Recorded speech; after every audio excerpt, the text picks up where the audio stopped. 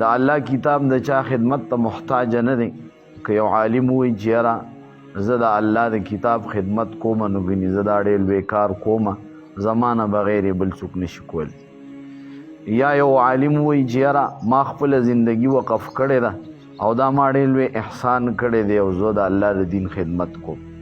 یا یو سړي وایي چې یاره ما مدرسې له خپل بچی رالیږلی دی او یا مې بچی رالیږلی ده او ډېر لوی احسان مې کړی، زه د دین خدمت کوم. یا بنده وایي یاره ما مدرسه جوړه کړې ده او دا مې ډېر لوی خدمت کړی دی او دا په الله باندې احسان کوم. نه، بلکې موږ به د الله احسان منو چې الله مونږ د دې کار دپاره منتخب کړي. دا الله مخلوقات ډېر زیات دي. الله دونه فرشتې پیدا کړي دي چې په اسمان کې د 4 ګوتو په مقدار باندې خالی ځای نشته. دومره فرشتې الله د خپل عبادت دپاره پیدا کړي دي. د الله کتاب مونږ ته محتاج نه دی، د الله دین مونږ ته محتاج نه دی، الله مونږ ته محتاج نه دی، بلکې مونږ الله ته محتاج یو.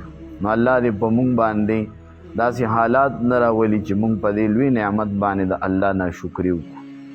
مونږ د دې قابل هم نه یو. هر بنده که ځان سره سوچ او فکر وکړي او دله الله کوم مقام ورکړی دی نو دی د دې مقام قابل نه دی. که هغه عالم دی، که هغه قاري دی، که هغه مفتی دی، که هغه محتمم دی او که هغه یو عام انسان دی. او چې کله د ماښام ماسخوتن دی وده کېږي او دی ځان سره لږه شان مراقبه وکړي او لږ سوچ وکړي چې ما له الله څه را کړي دي، څونه خوشحالۍ را کړي دي، صحت یې را کړی دی. دا یو روغ صحت چې دی دا څومره لوی نعمت او ما الله څومره عزت را کړی، پوهه را کړې ده. او بیا دی خو خپله کارکردګي وګوري چې زه کومه څه، آیا ما نن 5 منځونه برابر کړي دي که نه، ما نن الله یو 10 ځله یاد کړی دی که نه، یو 100 ځله تسبیحات مې ویلي که نه، یو 100 ځله استغفار مې ویلی دي. نو قسم دی چې هر سړی چې ځان سره سوچ وکړي هر سړي له الله د هغه د قابلیت نه زیات ورکړی دی. یعنی دی د دونه قابل نه دی چې الله وله څه ورکړي دي، دی د دونه عزت قابل نه دی، دی د دومره رزق قابل نه دی، دی د دومره خوشحالو قابل نه دی، دی دومره د مقام قابل نه دی څومره مقام چې دله الله ورکړی دی. الله دې په مونږ او تاسو کې شکر پیدا کړي چې مونږ کې د الله شکر پیدا شي او مونږ دا ومنو چې او یا الله مونږ کمزوري یو او ستا احسانات زیات دي.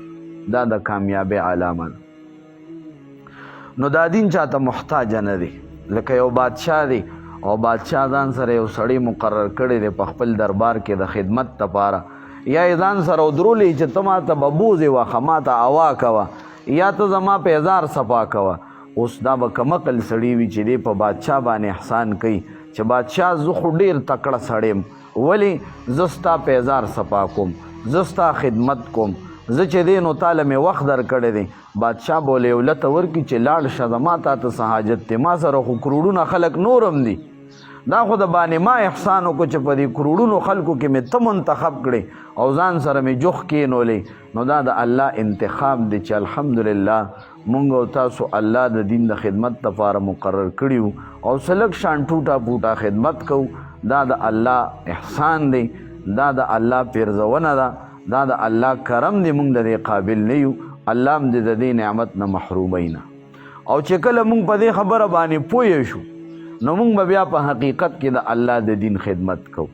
کله کله مونږ د الله د دین خدمت ته هم د مزدورۍ او د ډیوټۍ په نظر باندې ګورو. نه، دا داسې نه ده. الله رزق را کوي، الله زمونږ اسباب برابروي. علماو باندې ډېرې سختې تېرې شوي او په علماو باندې ډېره سخته تېرېږي. تاسو دې نه خبر یې چې د امام اعظم ابو حنیفه رحمه الله مرګ په کوم ځای کې شوی دی او جنازې د کوم ځای نه اوچته شوی ده. د امام اعظم ابو حنیفه رحمه الله وفات او مرګ په جیل کې شوی دی او د امام اعظم ابو حنیفه رحمه الله جنازه د جیل نه اوچته شوی ده. او دا مرګ یې ولې شوی دی؟ زهر یې ولې ورکړو امام اعظم ابو حنیفه رحمه الله چې نن په ټوله دنیا کې د ټولو نه زیات مقلدین د امام اعظم ابو حنیفه رحمه الله دي. په دنیا کې 4 مذهب چلیږي او ډېر چلیږي. یو د امام شافعي صاحب مسلک دی او د هغه مذهب دی، یو د امام احمد ابن حنبل دی، یو د امام مالک دی او یو د امام اعظم ابو حنیفه رحمه الله دی. په دې ټولو کې زیات مقلدین په دنیا کې نن چې څوک په فقه باندې روان دي او په مذهب روان دي هغه د امام اعظم ابو حنیفه رحمه الله په مسلک او د هغه په تقلید کې روان دي.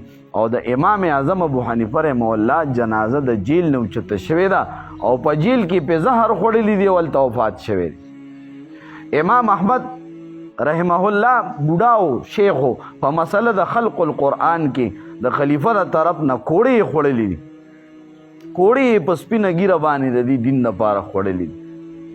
نو دی علماو سختې تیری کړي دي، سختې به تیری دی، به حرکت کوي، الله به له برکت ورکوي.